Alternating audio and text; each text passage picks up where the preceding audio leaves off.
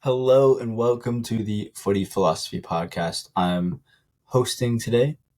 My name is Kevin, and I'm joined by Brendan, as always.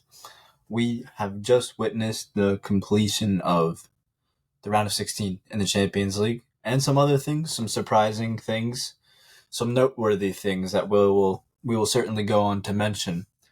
But kind of figure no other place to start than Atletico Inter. I think everyone had this one circled when the ties were drawn as the juiciest, and we were pretty split on what we think or what we thought would have happened. Just initial reactions from the game. Anything standing out? It was just wow. It was amazing football. Um, just it's just why we love the Champions League. Atleti get pretty smacked in a lot of words away from home, go back home.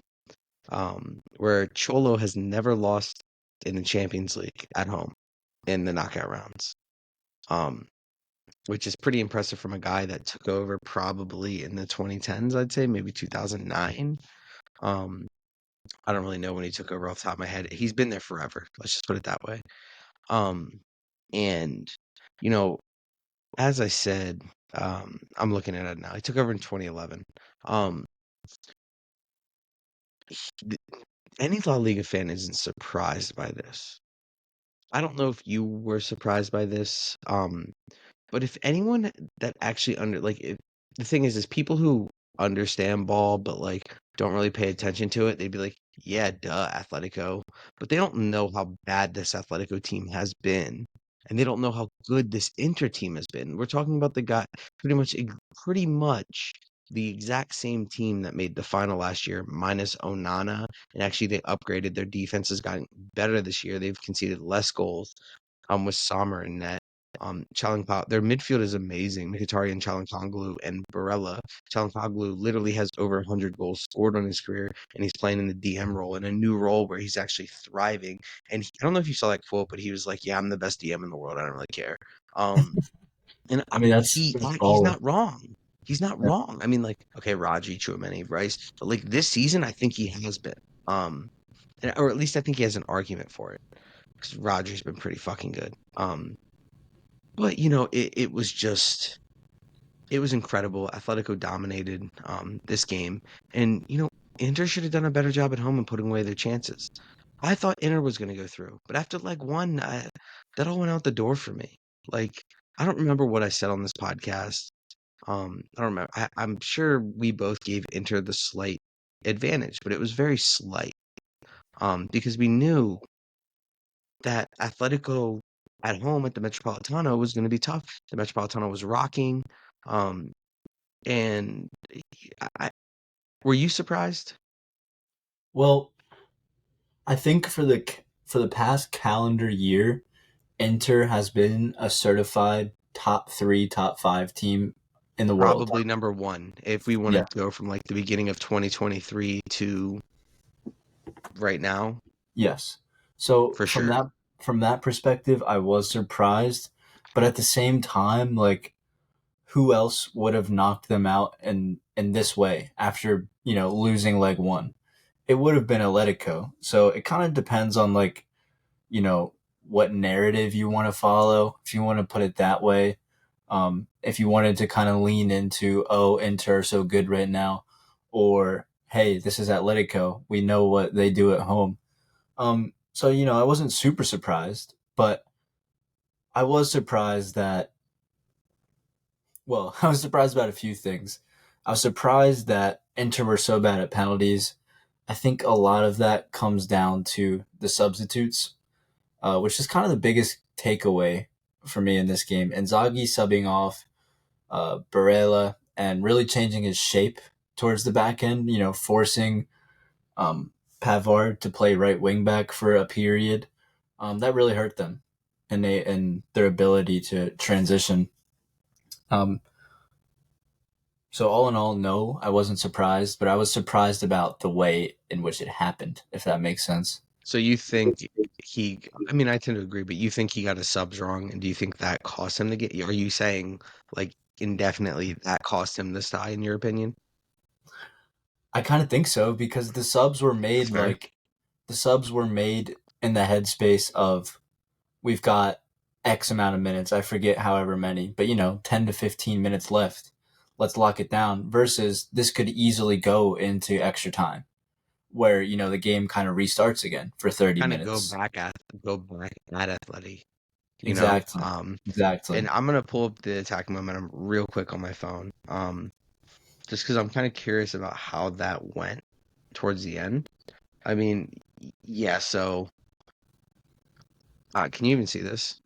Yeah, you see Yeah, where that goal was scored? Yeah, like, look at that. Like, they literally hunkered down, and when you look at that attacking momentum, that is not Atletico attacking momentum. Like, especially against a team like Inter, who normally are on the front foot. You know what I mean? Like, they are a very entertaining side. They're not this defensive, like, low block team that people act like they are. They're just very comfortable. They control the ball. Go watch Inter actually play. You know what I mean? Like, don't just spew some crap because you see a five at the back. Um, yeah, for sure. I and mean, it's not it's a very aggressive five at the back. at, I mean, he sends both the wing backs forward and a center back forward. He's Yes. leaving two at the back a lot of the time. Well, Bastoni was pushing up and Çalhanoğlu was dropping in, and I'm watching that. I'm like, you know, it's working. So, like, I mean, like, it's worked for him all year, but it's like, and I don't know how many times I watched this Inter team. Maybe about five. So it's not like I'm like well versed on Inter Milan, but I've watched them enough to know that, like, this is a really good team. Like, this is a big deal. This is a bigger deal than it's getting made out to be. For sure. Atletico knocked out, to me, the third favorite, the team that made the final last year. Like, this was a team that should have beat Man City last year in the final. They were the better team. And Atletico just, flicked to the side and dominated them at home. And, the thing is this Atletico team, I think they have the seventh best odds right now to win. Who do you think has better odds to win in your opinion? PSG, Atletico? Well, PSG just because of Mbappe, I suppose. But, But it in a depends. knockout competition, Yeah, I'm when trusting Cholo, man. Like, he just knows how to get it done. He beats better teams all the time in knockout competitions, yeah. Well, yeah, when you especially know the that, Champions League.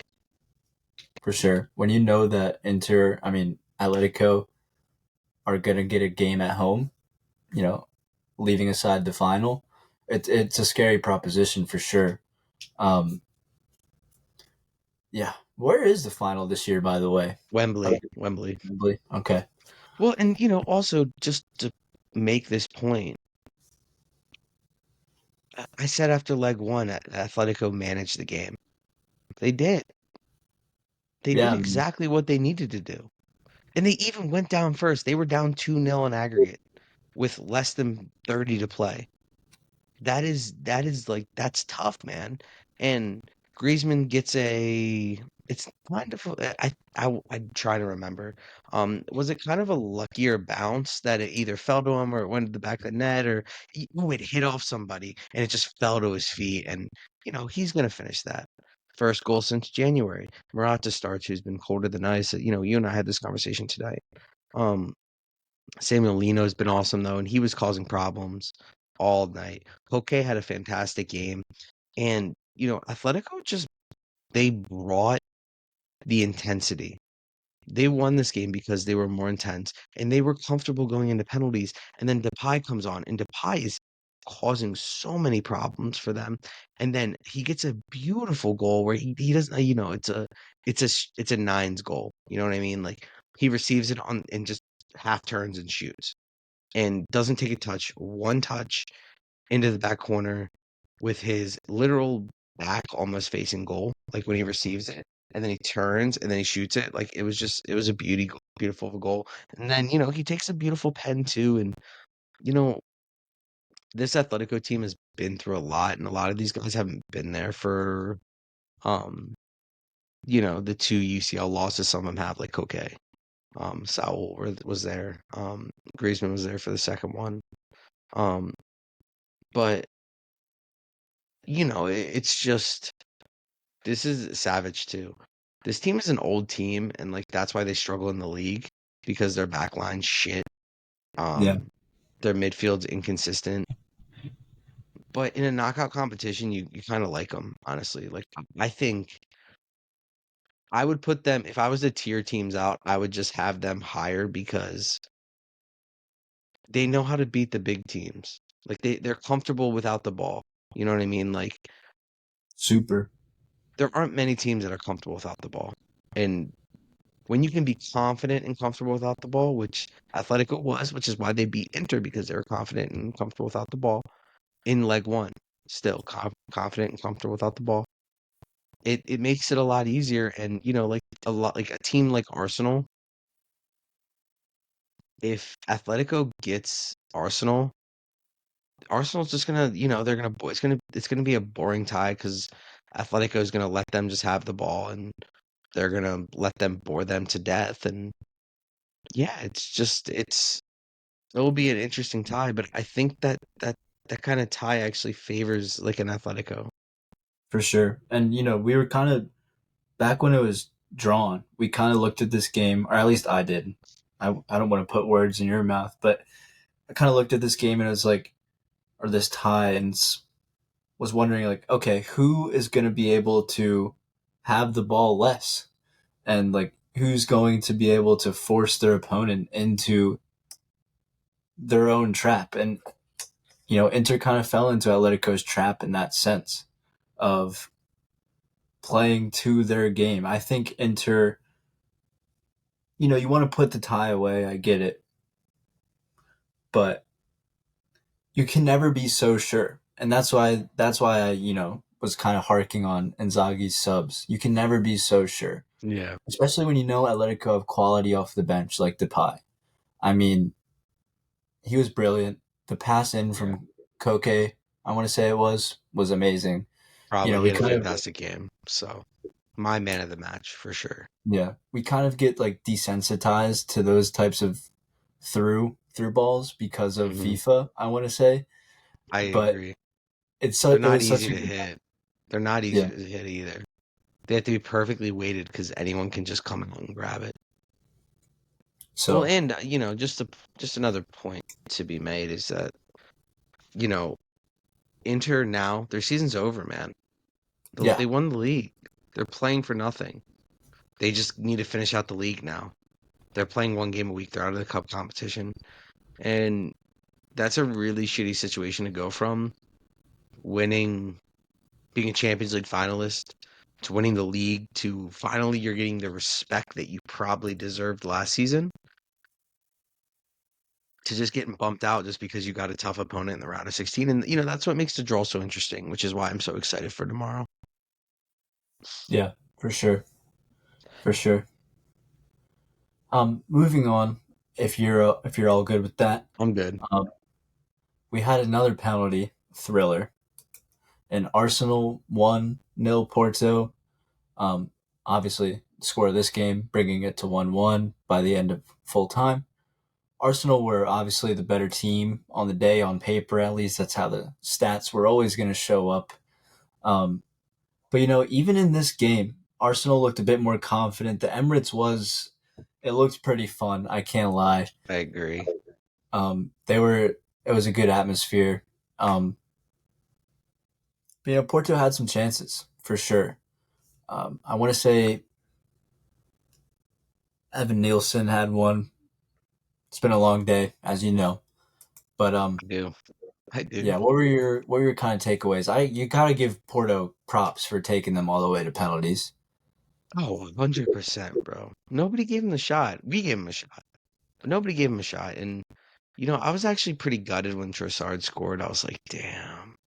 Like, I wanted him to push it a little bit further. You know what I mean? Like, when Trossard scored the goal, you kind of felt Arsenal had that relief. There was a sense of relief.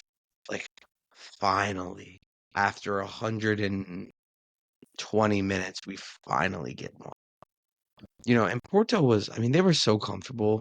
But, again, like the Inter game, Porto needed to put more away in the first leg, man. You can't, like they were the better team in the first leg and they needed to put more away. And it all comes down to quality at this time. And unfortunately, just mentioning Inter who have the quality on paper, Aranovic was off, Thuram was off, Latour was off. And when you look at this game, when you look at Porto, I hate to say it, and this is no disrespect to anyone on their team. There's a reason you're playing at Porto. If you were amazing, even for one season, like Darwin Nunez was, you're gonna get picked up by a big club. And that's what makes it tough for a team like Porto. Um, and both Pepe's played really well. Evan Nielsen was good. Bellino was good. Like it's not like Porto played a bad game, but they were just less talented than their opponent, which is Yeah. not the Inter Atletico. I think Inter Atletico, we're talking equal talent. And that's why it's gutting for Inter. It's you're like, come on, like you got to put those away. But in this one, you kind of feel for Porto. I don't feel bad for Inter. I kind of feel for Porto because of the fact is like they were the clear underdogs. They took them to penalties, and like I think every non-Arsenal fan they wanted Porto to go through. And we were hoping Porto would go through for the storyline because we want to see the storyline. But Porto don't get it done. It's not their day. Um, they didn't really create much, but neither did Arsenal. Like Arsenal, like it was a brilliant finish by Trossard. That's all it was. And Yeah. because of that, you get knocked out. And they weren't great in penalties. They were actually really poor in penalties. Um, Who? I think Porto. I think they hit Yeah. two down the middle that David Raya got. Like Yeah, no, they didn't make Raya work for a whole lot in the penalties, I thought. And that's what I was going to say too is when it came down to penalties, even though, if you're an Arsenal player, you're probably gutted that you've had to do it. When it came time, those Arsenal players took their penalties really well. it was a And, great for them. They I, practiced and every day after practice. I'm sure they were practicing those, and they knew yeah, the order. They knew, they picked their spot. They knew exactly where they were going to go. Arsenal was ready for that. Porto, for whatever reason, I don't know why they should have. That was their chance. Like in yeah. penalties, it's anybody's game. Anybody's game. You really did feel the same way about Inter. Obviously I mentioned it a little bit, but like, it almost seems like Inter didn't even think about penalties coming up. They looked so uncomfortable. Yes. And They obviously, hit them really poor too. obviously, like Lautaro skying it, but the Metropolitan, Clausen's was at a terrible height. Like yeah, it was, like you either put it high or low. You don't put it down the fucking. You don't put it like at my diving length. Like what? yeah, It was and bad, man. obviously the And Metro, Atletico was ready for him too. Like Mhm. Atletico and Arsenal were ready for pens. Yeah, that's what both of those ties come down to, and obviously both teams that won the penalties were at home. Big advantage, big advantage. I think both shot second as well. I don't really. I know Arsenal shot. No, shot first. Sorry, the winner shoots first most of the time. I Inter think did shoot the second. person who shoots first wins like 80% of the time. I think it is. Um, and I know Arsenal shot first. Oh, I'm pretty sure. I don't know who shot first for them actually. I Atletico thought it shot was. first. There you go. So, you both feel pretty confident in that sense. That you're going into pens and you're shooting first too. Um, I don't know if you know, but during the World Cup, PK was complaining about like the order. I don't know if you saw that. Mhm. But he came up with an interesting way. It's like A B B A, and it like throws it off completely, so there's no advantage. Yeah, I know. I think the Carabao Cup does that actually. Um, a few competitions do, which should be probably implemented into the Yeah, UC. you really get lucky. You have an 80% chance of winning because you win a coin flip that's 50%. You Yeah, know, like it's like fucking, it's literally flipping a coin. Like you just call a side, you get lucky. yeah, and then I'm a tails guy. You a heads or tails guy? tails never fails, man. Oh, nice, nice, nice. Yeah, I'm a tails guy. Yeah. Um, I am ready to move on to Dortmund PSV if you are. Oh, yes, I am. Nothing here. This, yeah, pretty straightforward. I don't think there's much surprise, even though like PSV kind of found a footing into this game. Um, Dortmund were always a better team on paper. No disrespect to PSV, and No, you not know at all. it is a weak Dortmund side, but with the second leg coming at home and Dortmund managing to find a way to win in the Netherlands, you just saw it coming. I actually didn't get a chance to see a whole lot of this game. I know Sancho scored early on, so you have the floor. Yeah, I definitely was locked in on the other game, which was Inter Atletico. I think everybody was locked in on that game. I didn't even I saw Sancho's goal. And just a point to be made here is that I'm pretty sure we did mention that for Dortmund to do well, they would need someone as dynamic as Sancho to, kind of do something for them. And he did. Yeah, And actually, the game seemed pretty even. The attacking momentum seemed to be in PSV's favor, actually, after Dortmund kind of dominated for the first like 25 minutes, 30 minutes, and attacking momentum, and the XGs were pretty equal, I'm pretty sure. So, um, yes, PSV's probably got to feel a little gutted, but, again, just goes down to quality. Like, who has the better players, who has the more expensive players. Um, and it's not that we're meaning to break it down like that. It's just kind of the way that it's being broken down in today's game. There's a huge disparity um, among top five league talent and non-top five league talent. yeah, for sure. And the one thing that I'm noticing here, just really quick, is Luke De Jong was really ineffective. Yeah. The thing I'm looking at now has him at a 5.9 rating, and he was really ineffective the whole tie. So credit where credit is due for Dortmund, and definitely singling him out. You know, they let Bakayoko get his chances. They let Tillman get his chances, Hmm. but they're not as good finishers as De Jong. So, that's a good game plan from Dortmund. Let's lock this guy down, the one who's clinical. Sure, the other players are great. I'm a big fan of Bakayoko and Tillman, Yeah, you talk personally. about them both a lot. Yeah, but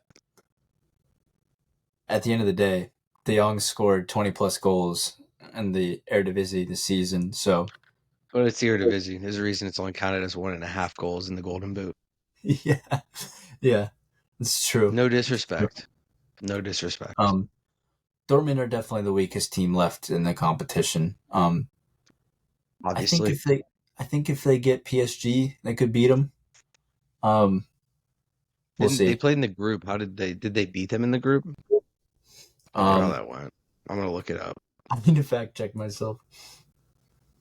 Tied and PSG won 2-0. Okay. Well, maybe they could beat Barcelona. Mbappe pen. Um, it actually seems like it was a lot closer than 2-0, based on what I'm seeing. But just a quick look. It was match day one of the Champions League too. So, it was months ago. Yeah, Um, I think Barcelona, I don't think they could beat Barcelona. I think the team that they can beat, um, I'm gonna say Bayern just because of the like what's the word I'm looking for? Because of the rivalry. It would give them an incentive to beat them. yeah, And then also, I don't think they beat Barca to be honest, but PSG maybe. Um, maybe in Arsenal if Arsenal doesn't have their finishing boots on, because at least Dortmund can punish you when Porto can't. If Dortmund kind of, but Dortmund isn't as good defensively as that Porto side. I don't think Dortmund gets through, to be quite honest. Yeah, no, it's definitely hard to see a path for them. Well, and you I kind of feel totally agree. bad too. You kind of feel bad for like Dortmund because they've struggled recently in the Champions League in past years, and they finally like start actually, a quarterfinal is a good appearance. Um, Obviously Dortmund has fallen from the grace they were at when I was in high school, unfortunately. But Yeah, and they were fantastic. yeah, they were good. They were winning leagues. But you have to feel that they're the weakest team, and it's gonna essentially not be a miracle, but a lot of things are gonna have to go right in their favor for them to win this tie, whoever they get. Yeah, for sure. Well, a team that lost that I feel Dortmund could have beat was Napoli. They lost Yeah, 3-1 to Barcelona, who, I was kind of surprised because we discussed how Barcelona's midfield was going to be pretty weak, but it really did not phase them whatsoever as they got the 3-1 win. Um, One of those midfielders grabbed the first goal, Fermin Lopez. Um, and yeah, once that happened, it kind of felt like the tie was done. I know Napoli got one back, but Osimhen was ineffective throughout the. I mean, obviously got the goal in the first yeah. leg, but wasn't really popping off for me. Um, Cancelo looked great. Lewandowski looked great. I thought Lamine Yamal looked great. I mean, he's obviously a spark plug down the right. Yeah. When Napoli pushed forward, he was the outball for sure. Um, I only got to watch the highlights of this game. It was hard for me to get in any football this week. But what did you make of this game?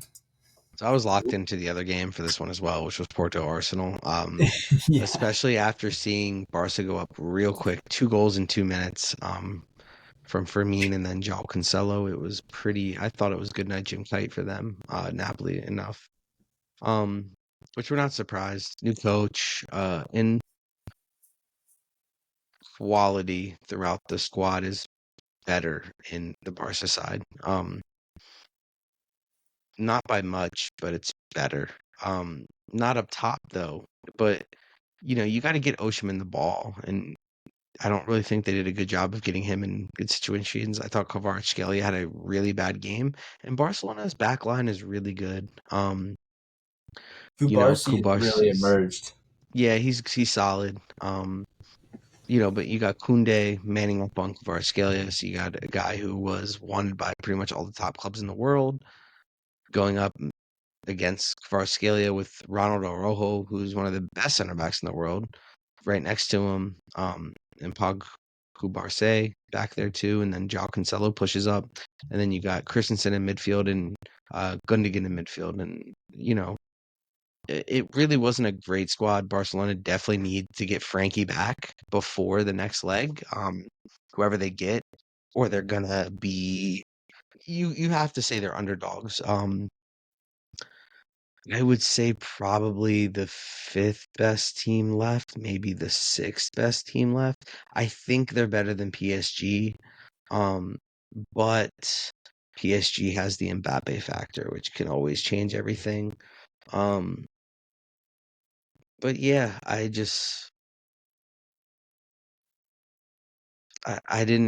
wasn't really surprised though either. I thought Yeah, Napoli looked really flat and Kvaratskhelia looked really bad, and that was always going to be a recipe for disaster. yeah. No, they needed a great performance out of him, um, but it didn't happen. He's just been in not the greatest form this whole season. I wanted to see what his rating was. They've got him at a 7.5, but obviously, you take it with a grain of salt. He probably had a few dribbles. Um, He all of his wasn't shots, very good. yeah, He wasn't very good. all of his shots are outside the box. 89% accurate passes. Um, yeah, I tend to agree with you. Barcelona as the fifth or sixth best team, maybe even seventh in my book. Um, We'll go over him at the end real quick, yeah, which will change tomorrow with the draw. But definitely, definitely. Um, Turning away from the Champions League for a quick second, as we were discussing at the intro, some exciting things happened in Europa League. You always love to see it. Namely, Leverkusen Karabag. I'm not sure if that's the right pronunciation, Me but neither. what a tie. 5-4 overall. First leg, we didn't discuss the first leg, but Leverkusen go, or we did discuss it. I think we mentioned it. Yeah. Leverkusen went down 2-0 and they managed to equalize within the space of like 10 minutes. And then today, they almost blow it.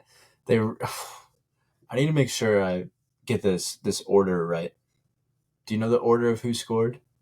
Frimpong Shik Shik. Oh, are you Okay. Kirabag, Frimpong Shik Shik. Okay. Kirabag, red card, Kirabag, Frimpong Shik Shik is really is the exact order. Because the red card was obviously a changer in the game. Yeah.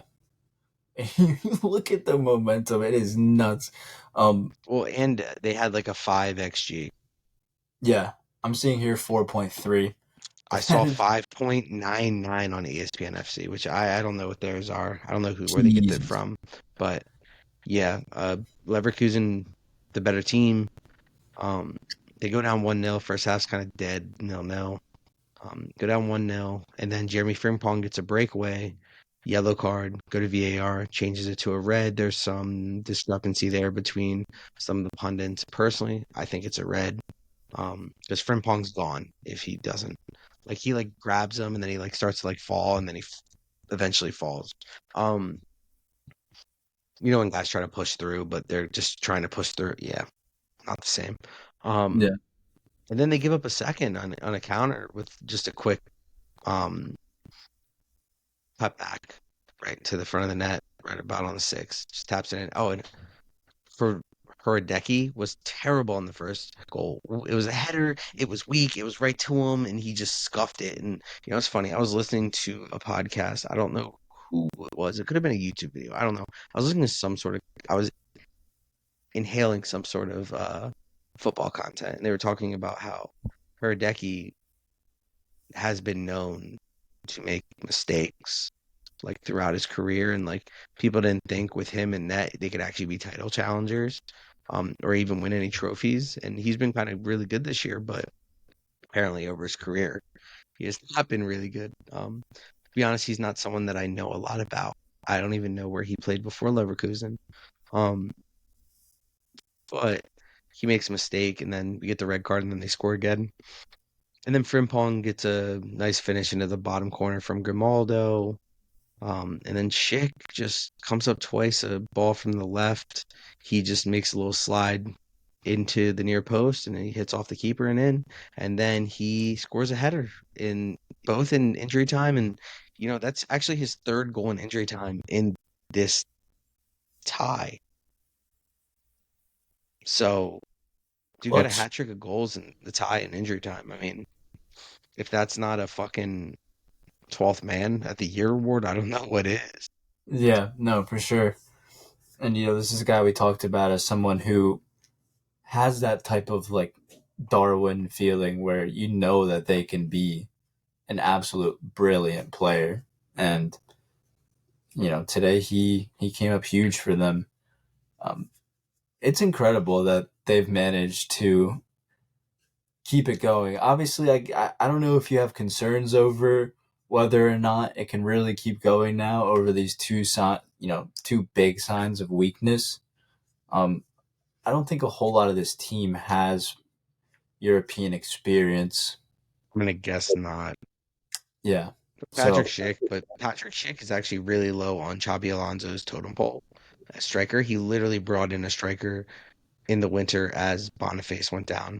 Um, and yeah, why Jorge didn't he? Iglesias, who is, well, because he doesn't like Patrick Schick, it seems. But, I mean, Patrick Schick came up big twice in the past week. Um, so you gotta, I mean, I guess he's gotta respect him and start rotating him in. I mean, Patrick Schick is a class striker, I think, and someone who really had a lot of potential but didn't reach it. He's probably in his mid to high 20s now. No, You no. don't think so? Oh, you know what? He's 28, bro. I'm confusing him for Sesko. My bad. Yeah, no, you're good. I honestly, they're both very similar types. Like they're very similar players. Um, and that's kind of someone that Benjamin Sesko actually could turn out like if he doesn't get his scoring boots on, which we've talked about on here. Yeah, no, Um, that's why I made the Darwin comparison. That threw me in for a loop. well, and Schick just he's kind of popped around. I'm pretty sure he had some sort of injury that hurt him, but yeah, I mean Leverkusen get the job done, stay unbeaten, 32 wins, 5 draws. They got to be feeling pretty good, and this is just a team that um has that spirit of Juanito that Real Madrid shows. It seems Xabi has brought that into the squad, and this is a um club that is known for bottling leagues, bottling trophies. Um, they don't really have any over their lifespan. I looked it up, so I mean, this is going to be a year to remember for them. I think they should at least win 2 trophies this year and could win three.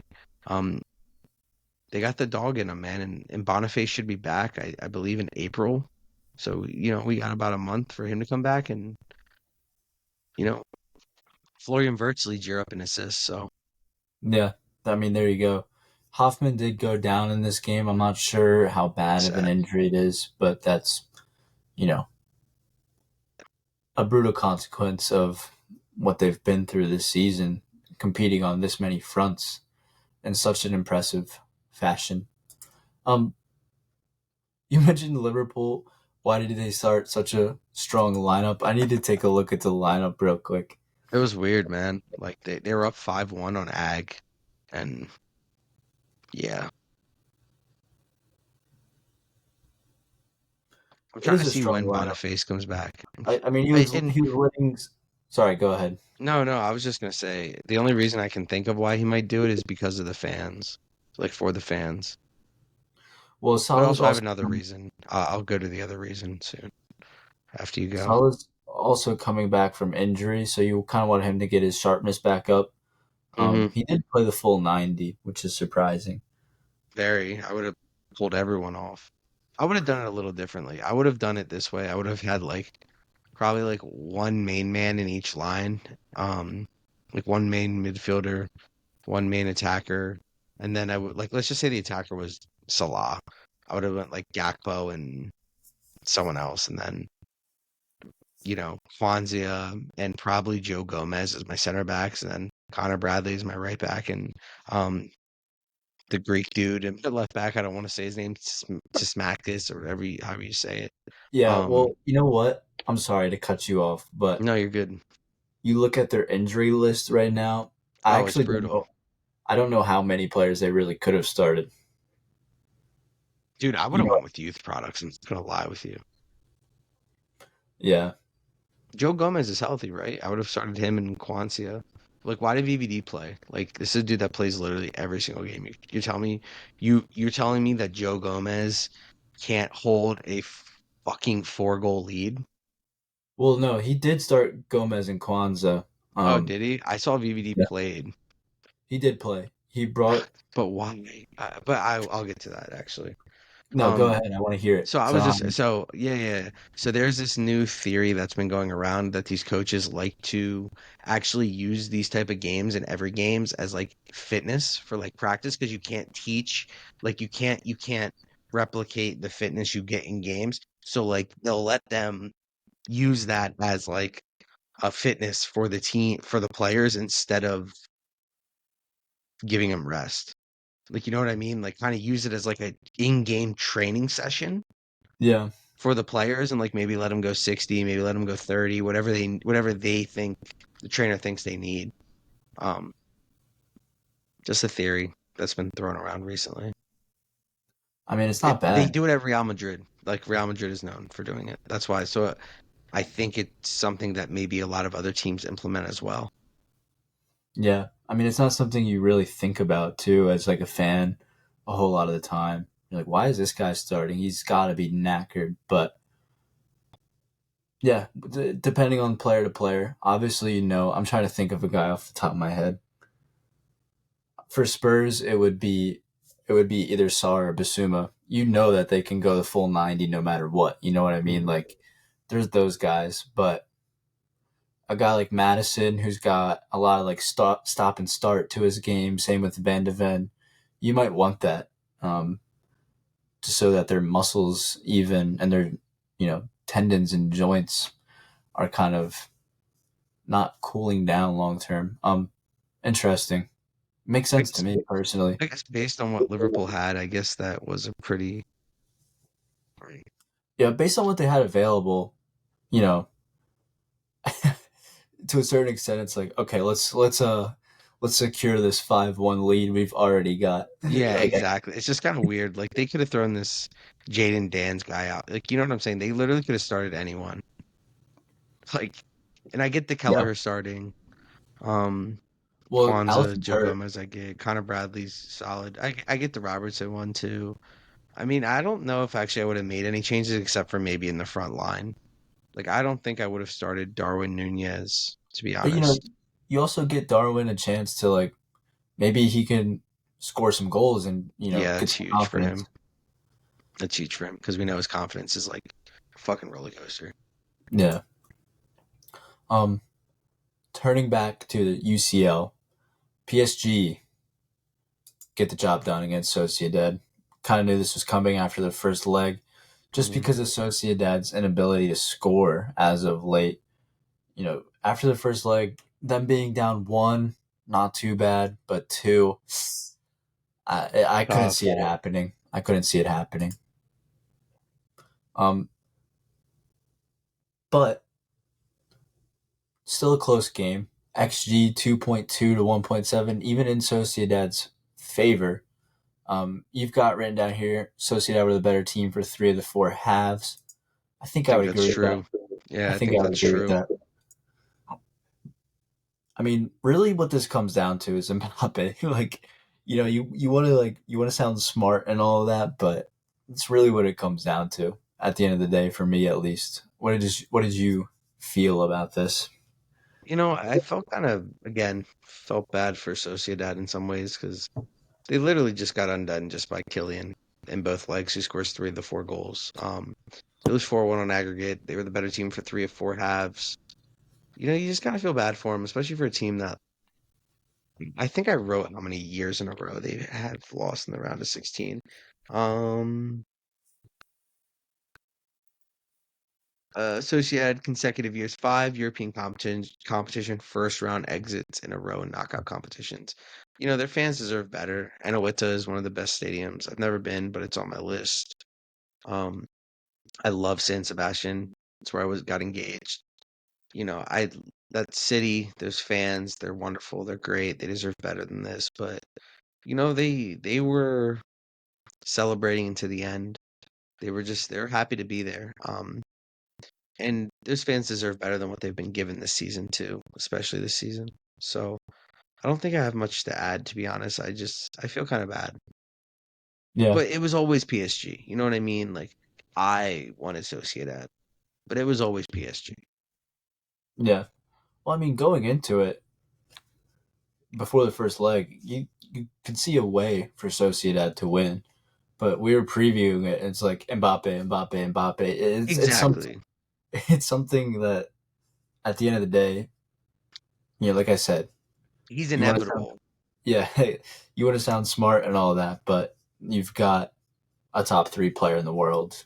Um, not form based, but just generally a top three player in the world.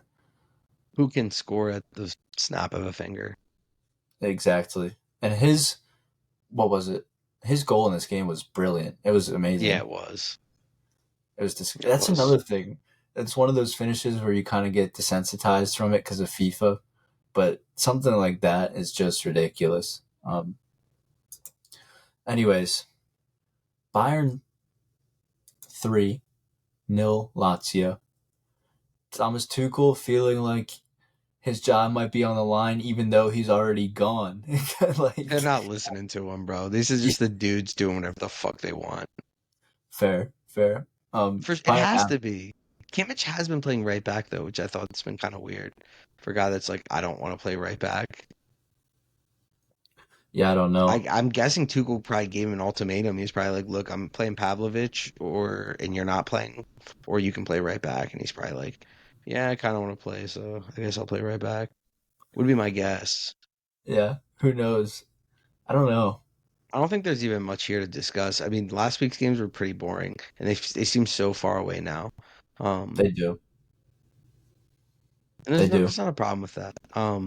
But three of the four games were really boring last week, and including this one. And I don't even think there's anything else to add.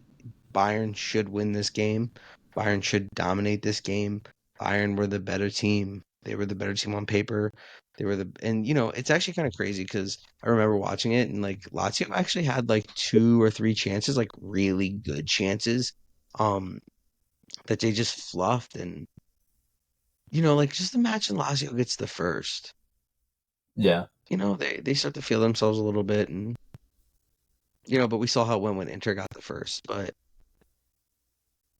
they would have got the first early, and Bayern hadn't got theirs yet, and that becomes problematic. for sure. With it going to the Allianz, you kind of always knew that Bayern would get it done. Exactly. Um, well, I mean, I was so surprised when they lost the first leg to begin Me with. too. They Um, shouldn't have. but yeah, Harry Kane's another one of those inevitable players. He might not get it one time, but he's gonna get If it you get him enough eventually. chances, he's gonna get it eventually. Exactly. Yeah. And that's what he did. He scored 2 goals. Talking Yeah. about some inevitability, Manchester City. This was another yeah, we saw it coming. Another 3-1 scoreline. Um, City did rotate the squad, but it doesn't matter. Copenhagen were by far the weakest team left in the round of 16. And, you know, you feel bad for them, but, they also made it out of a group that was really, really difficult. Tough. Yeah. It was not an easy group. Probably the second group of death, the group of death light, if you want to put it that way. Um, so yeah, it was at the Etihad. Simple. Yeah. I don't have anything else to add. No, I don't even know if there's any notes. We should have just put the score line. They Yeah, rotated. for sure. Yeah, but Um, see, like the fact that Klopp rotated like as much as he did in that game, up what, like 3-1, and not gonna say Klopp, I meant Pep. Pep rotated that much up 3-1, and Klopp can't rotate when he's up 5-1. Like that's crazy to me. it is interesting. Um, I want to look at the lineup real quick, but I'll introduce the final tie of round of 16 before we kind of take a look at some quarterfinal stuff. Yeah. Real Madrid won, Leipzig won. You've got a lot here. I actually Yeah. didn't see anything about this game. I'm gonna keep it super, All right, all super right. honest. That's cool. So I'll give you the floor. All right, I'm just because it's been a minute. I gotta look through my notes. So that goal from leg one called off for correct reason, but widely contested decision comes back to bite Leipzig in the ass.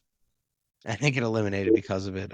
Before this game, it kind of gave me Ajax and a lot of other fans 2019 vibes, where we got eliminated even though we were up in the first leg. You see the lineup, and I don't think anyone had a good opinion of it. Fede at right wing, Judah's a nine. It was a 4-3-3. It was even worse when everyone dropped deep and then Vinny's all alone up top. And it just looked like there was no connection for anybody within the team. Then Carlo made the changes, brought on Rodrigo for Camavinga. It looked better, but I think this was actually the worst Madrid I've ever seen like this season. Um, and but Leipzig's form had been good at that time. Madrid's form was inconsistent. They were tying a lot of games. But Madrid really need to right this ship. They might have at the weekend where they won against Celta de Vigo 4-0. It was a difficult game. XG slightly in Madrid's favor by 0.02, but the XT is in Leipzig's favor. The tilt's in Leipzig's favor. Oh, and that's actually something else I wanted to mention. Did you see the tilt for the Atletico game? It was 80.1 to 19.9. That's fucking crazy. I did In see that in the Atletico's notes. favor. Yeah, it's Yeah, crazy. Um, Carlo's biggest problem right now is he doesn't know how to close out games tactically. It seems he's actually better playing in a deficit than he is playing in a lead in these kind of games. Which Zidane was really good at, so it's kind of been like a complete 180 in that sense. But Zidane wasn't good at coming back.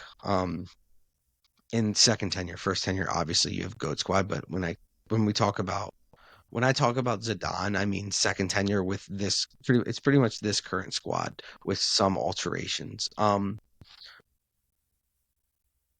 Vinny, Camavinga, Fede, Jude are all attack and balls to the wall players.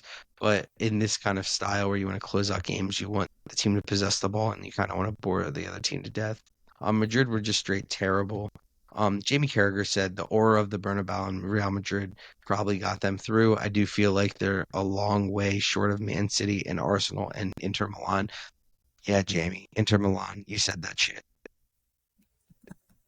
But, that being said, just he said, I don't think they're up there when it comes to the best teams in Europe right now. It's funny how these guys watch one singular game, just one game or two games of a club, and then they say, "Oh yeah, I don't think they're as good as the other club that I watch. The other clubs I watch all the time." Um, this is a Real Madrid team that has actually been one of the most consistent sides in Europe. And guess what? We were shitty against Leipzig. That is fucking fine. We all know it. Rudiger after the game was like, they were like, "Are you guys going to celebrate?" And Rudiger's like, "Why would we celebrate? We're not good." You know, but I just think Hugo is just a fucking clown. He said some dumb shit the other day too. They asked him and Thierry Henry and Mike a question, and Jamie was kind of like, "Well, I think Barcelona and Dortmund want to avoid like PSG, Arsenal, Man City. Like said, like they're like the three favorites, and like Thierry Henry was like."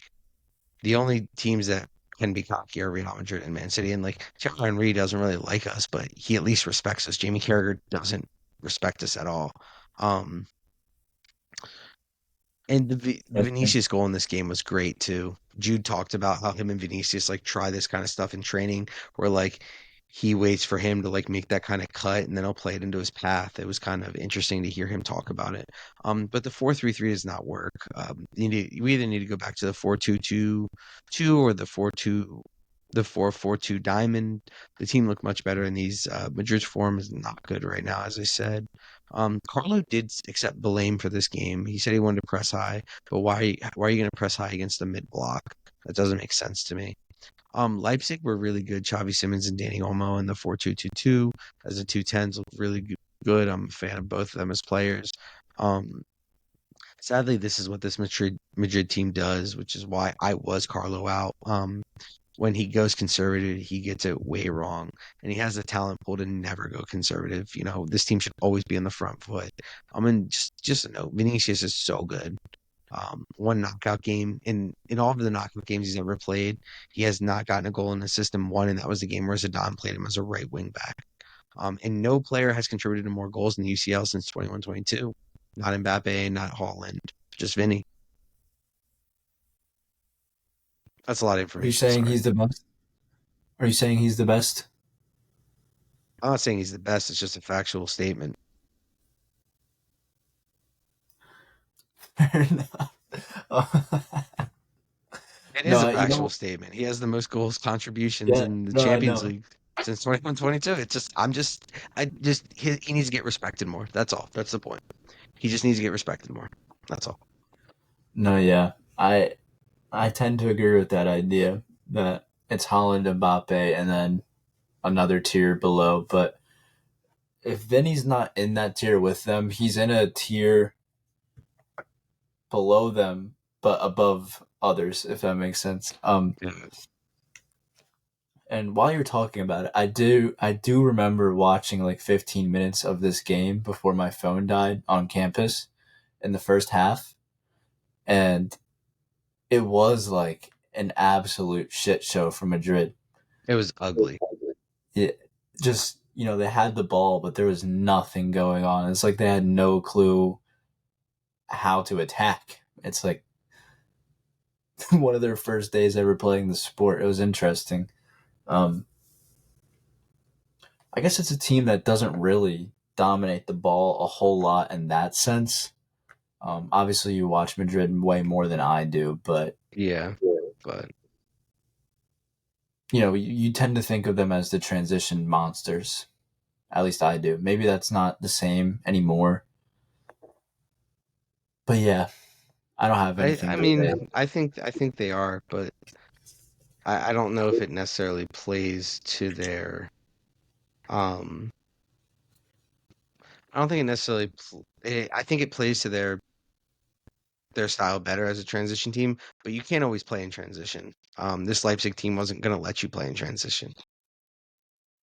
Yeah, makes sense. Well, I want to know who is your favorite at the moment. Obviously, you stuck with Real Madrid. Um, I'm sticking with them. you're sticking with him again. Fair. I mean, the draw changes everything, bro. If City and Real Madrid come up together tomorrow, one of them's going down, and the winner's got to be the number one. But um, I'll give you my 1 through 8 right now. Right Okay. now it's one. Actually, I'm gonna put it in tiers. I'm not gonna rank them. I'm gonna put it in tiers. So tier one is Real Madrid and City together. Um, tier two is Bayern. Inter would have been with them, but they're not. Tier three, I have Arsenal. Again, I don't like that they don't have a striker. I have Arsenal, and I have. Let me just make sure I have everyone who's going through. I don't want to forget anyone. Um,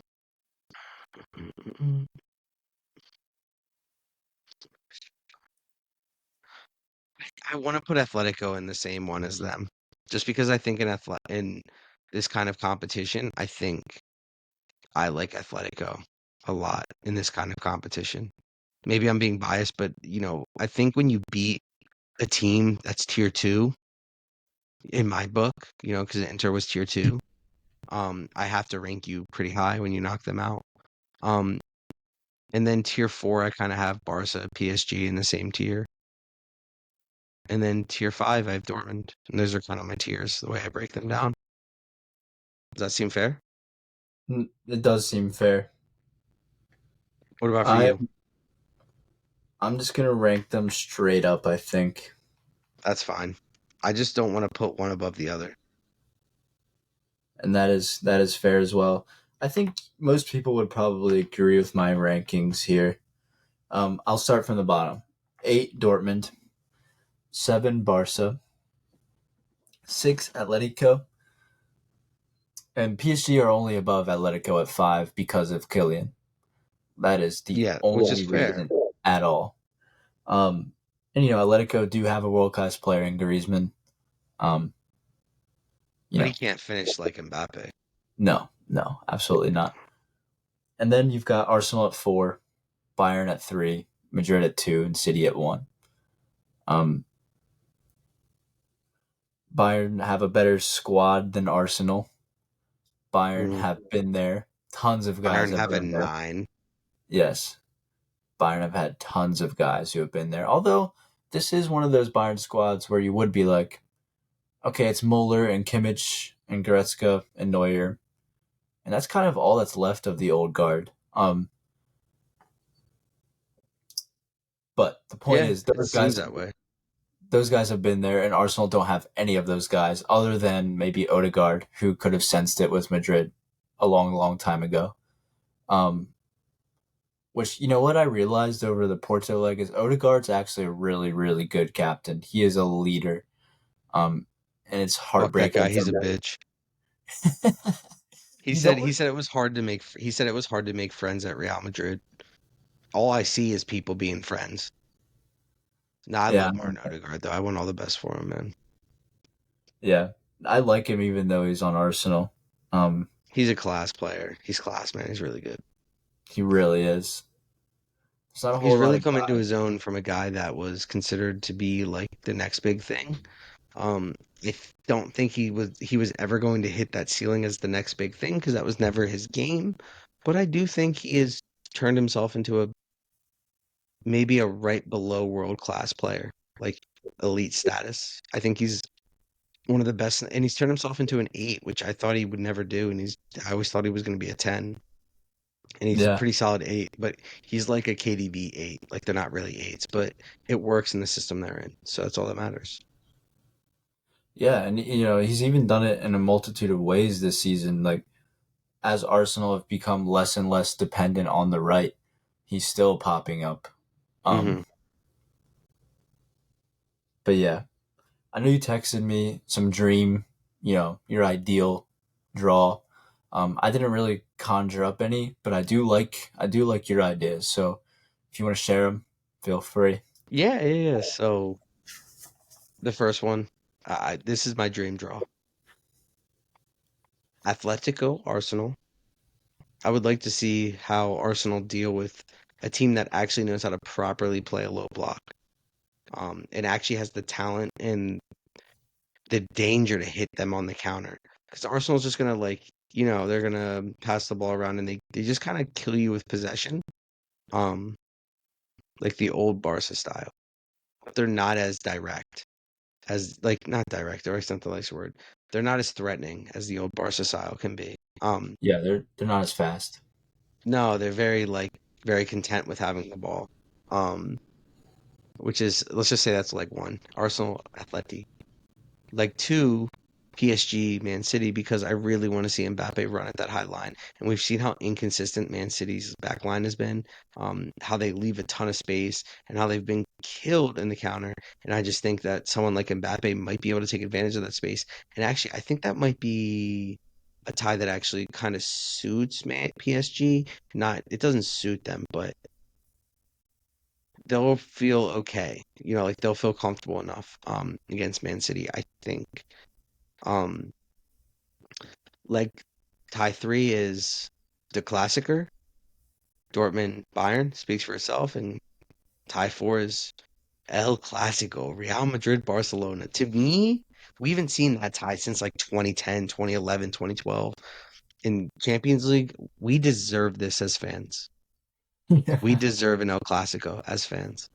We do. yeah, And El Clasico needs to get some respect put on its name because a lot of EPL fans on the internet are like, "Oh, I didn't even know El Clasico was happening every time it happens," blah blah blah, blah," and they cry about it. And guess what? It's still the biggest club match in the world. It's still the best club match in the world. No matter when the teams suck, it doesn't matter. Anything can fucking happen in those games. Um, yeah, those are my dream draws. yeah. I tried to think of some different combinations, but obviously you want El Clasico. I don't know if you And can we don't know if disagree. Barcelona gets to the next round, and that's kind of I would love it in a semifinal too, but who the fuck knows if Barcelona gets to the next Yeah, round? yeah, exactly. So Who knows you're if already, we even get to their next round? But we have a better chance than them. yeah, but I'm not really thinking about it that way. Like, because yes, you would want to see Madrid Barca in the final, for sure. Yeah, for Um, obvious reasons. But can Barca even get there? We don't know. yeah, I At wouldn't least mind we know seeing. Madrid can get there. Yeah, I wouldn't mind seeing Atletico and Real. That would be fun. Those are always really fun in the Uh, Champions League. Not for me, but for the neutral. I also yeah, think that Atletico Man City would be really tough, a really good draw. Atletico played them really, really well last time they played. yeah, I Like, remember that. like I thought Atletico was going to knock them out. Yeah, well, it took City up until stoppage time. I want to Yeah, say. I think it was brutal. It was brutal. I'm gonna look it up. Yeah, I What could other very ties? much be I wrong. don't think any tie with Dortmund seems interesting, but them with Bayern and maybe Atletico. Maybe so Atletico go to the semifinal. Yeah, I mean, then with PSG, I would like it because you get to see who was the real victor It that could was get there. 1-0 over the two legs. Man City won. Kevin De Bruyne scored the goal in the first leg in the 70th minute, Okay, that's what it was. That's what it was. and I Atletico saw a red card in the second leg, but it was late, so it didn't change anything. That was Mbappe a and João ridiculous Felix playing a time. striker. Yeah, he was never right for them. No, Um, no. spent 100 million on him. Yeah. Well, he's got a shitty attitude too. It's not just Atletico's fault. Yeah, He's not a he doesn't seem to be a very good person. you think he's done? His career's over? No, I just think he needs to sign with the right club, to be quite honest. No Fair. team is no elite team is going to build their team around one singular player though. No, no. I mean, not even cities built around Holland per se. No, they're not. They're built around their system and then they just fill in people to play their system. Well, Yeah, I was going to say you could say that Barca was built for Messi, but they weren't. You could say Real Madrid were built for Cristiano, but they weren't. Like, you know what I mean? Like yeah. PSG uh, might be built for Mbappe, they are but now, but even it's not like he's like I think Enrique has introduced a bit more of a like an actual he's idea and a I was gonna doctrine. say he's a very tactical minded guy. So like, trying to implement things on a consistent basis. Yeah, and I do think that they will be better without Mbappe and more of a threat on like the European stage if they replace him right. If they can go and snag a guy like Osimhen or someone someone along those lines. Obviously, if they get beat to the punch by Chelsea in the Osimhen sweepstakes, and then they're kind of caught in a Osimhen's going to the pickle. Prem. Yeah, All the rumors say he wants to go to the Prem, so I think he's yeah. probably gonna end up in the Prem. I'm just But saying it doesn't need to be Osimhen. They just really need to replace Mbappe with an elite player, and because the pieces are there. yeah. I mean, Dembele, Koulibaly is very good. Zaire Emery is really good. Um, yeah, I mean Hakimi, that yeah. I mean, Beraldi he guy is actually isn't bad either. That has been playing recently. Anything else, Kev? Any no, other dream draws you like? no. Okay, now not the dream draw. What do you think happens? Who do you think gets drawn with who? Oh Not your boy, dream draw. Yeah, I have a clear opinion here for at least one leg. I do think City will get drawn with Dortmund. Yeah, exactly. Right. That's what I was gonna say. I was gonna say. So Man City's getting Dortmund. We know that. Yeah, Bayern, PSG. Mm, Uh, who does that leave? Real Madrid, Barcelona, Real Madrid, Arsenal would actually be sick. Actually, Arsenal. Yeah, I think that'd be a good game. I would be okay with that. yeah, and then Atletico, Barca. Yeah, yeah. God, that'd be brutal for them. The teams that I would like, Yeah, as a Madrid obviously, fan. I'm okay with anyone. Um, obviously, you would want. I think everyone wants Dortmund, but let's just take Dortmund out of it because everyone would love Dortmund. Um, I'd be okay with Arsenal. I'd I would like PSG or Barca, just because it would be nice to shove Mbappe's face in some shit. Um, uh, I'd be okay with Arsenal, like I said. I don't think I'd want Arsenal, because I don't really know what you're gonna get from Arsenal, and I don't think Arsenal's ever played anyone like us either, though, like No, ever. not for a long time. I mean, Um, sure, City, but not like no, not like that, and not in the way we play either. Like I don't think they've because we'll let them have the ball, and then I mean, like Vinny, I don't think they've ever seen someone like Vinny. Um, I mean, maybe and we'll so. a little different though, type of player. You know what I mean? I mean, like the only other player that's kind of like Vinicius in transition is Mbappe. So